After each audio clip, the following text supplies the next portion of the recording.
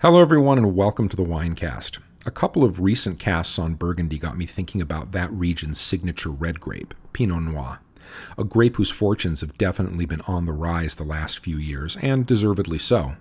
So let's take a few minutes and have a look at this fascinating grape. Pinot fascinates for a number of reasons, not the least of which is its age. This is an ancient variety that some researchers think may only be a generation or two removed from the wild form of the wine grape, Vitis sylvestris, and as such would go back millennia as a distinct varietal. You may have noticed that I said Pinot was an ancient grape, and not specifically Pinot Noir.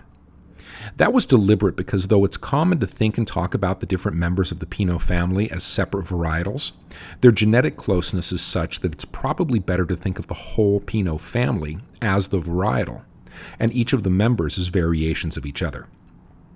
Given all of this, it should come as no surprise that Pinot Noir and other members of this family are especially prone to mutations.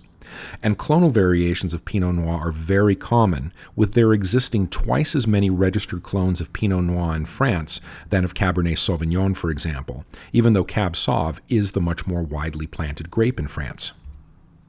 I said at the beginning of this cast that Pinot's fortunes have been on the rise, and that's really best reflected in the increase in Pinot Noir's plantings over the past 2 decades.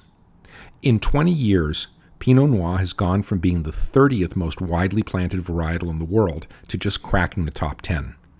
The largest plantings are in France, especially in Champagne, where it's one of the 3 main grapes of 7 permitted grapes in Champagne blends, and in Burgundy's Côte d'Or.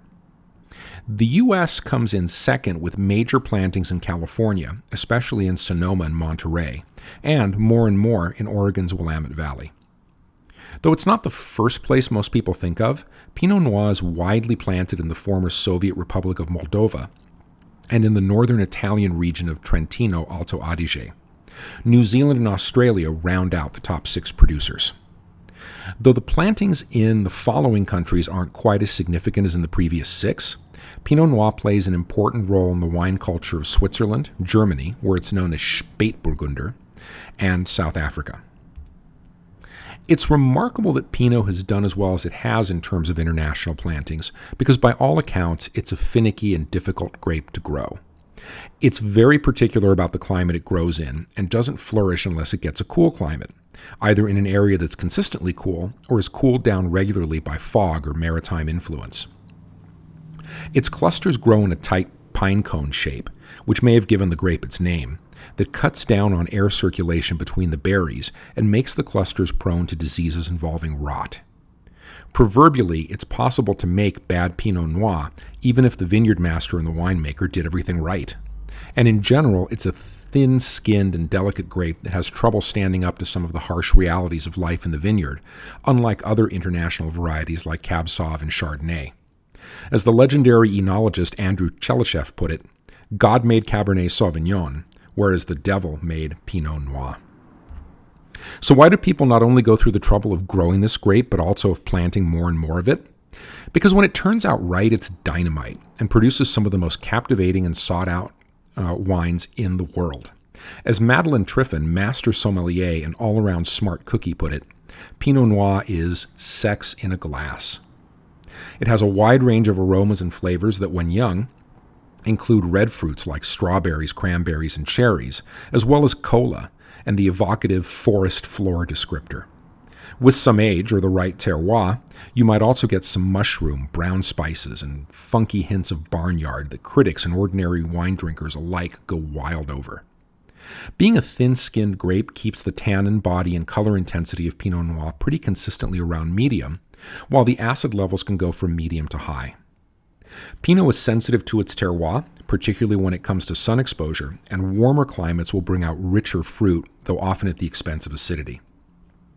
And of course, Pinot Noir's many clones each emphasize some aspects of flavor, aroma, and character over others, so clonal variation probably gets mentioned more in relation to Pinot Noir than perhaps to any other grape. So finally, I think there must be a law somewhere that you can't talk about Pinot Noir for longer than 3 minutes without mentioning a certain film that came out in the early 2000s. I don't intend to break that law, You'll hear a lot of talk about the so-called sideways effect, referring to the 2004 film in which one of the protagonists, the thoroughly unlovable Miles, extols the virtues of Pinot while simultaneously disparaging Merlot. The claim is that talk like that in the film drove up sales of Pinot Noir while almost destroying the Merlot industry. Any truth to this? Well, a little in fact.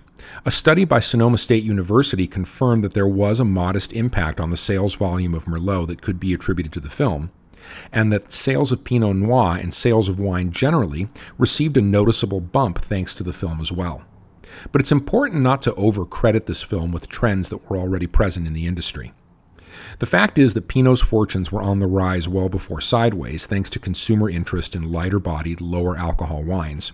And Merlot, which was king in the 80s and 90s, was already suffering from some serious brand fatigue by the mid-2000s.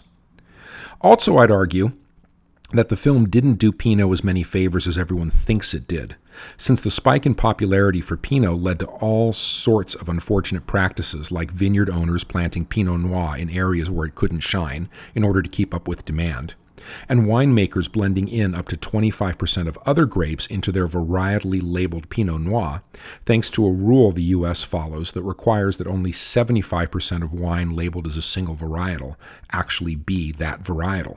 Maybe the ugliest thing that happened during the years of Pinot Mania came to light in 2010 when it was discovered that the French wine wholesaler Sieur d'Arc sold a massive shipment of bulk Pinot Noir from the south of France to the E.J. Gallo Company in the U.S., which Gallo repackaged and sold as the 2006 vintage of their Red Bicyclette brand.